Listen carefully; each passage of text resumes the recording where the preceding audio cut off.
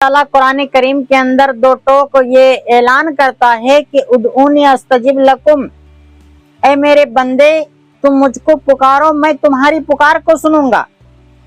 अल्लाह रब्बुल आलमीन के अलावा आज जिसको भी लोग पुकारते हैं वो उसको कोई चीज देने की ताकत नहीं रखता।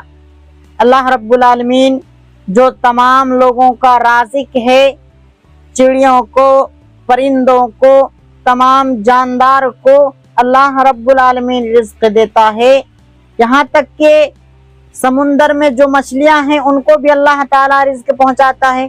तो क्या अल्लाह रब्बुल आलमीन ने लोगों को पैदा किया तो अल्लाह रब्बुल आलमीन के अलावा उसे कोई खिलाता पिलाता है?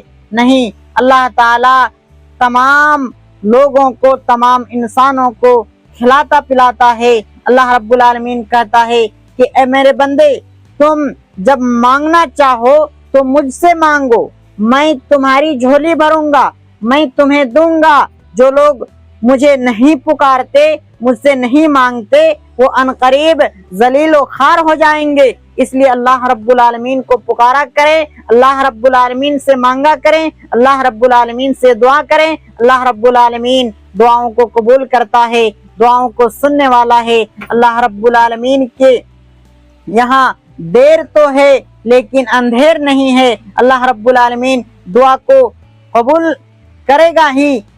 अल्लाह रब्बुल आलमीन से मांगते चले जाएं। हो सके कि जिस चीज को हम मांग रहे हैं वो आज हमारे लिए मुफीद ना हो, लेकिन हम उसको नहीं जानते हैं इसलिए मांग रहे हैं, लेकिन आज ना दे करके वो हमें कुछ दिन के बाद अल्लाह ताला दे तो इसको बेहतर अल्लाह ताला ही जानता है। अल्लाह ताला का इल्म काफी वसी व अरीज है। अल्लाह रब्बुल आलमीन तमाम बुराइयों को, तमाम अच्छाइयों को, नेकियों को, तमाम चीजों को अल्लाह रब्बुल आलमीन जानने वाला है।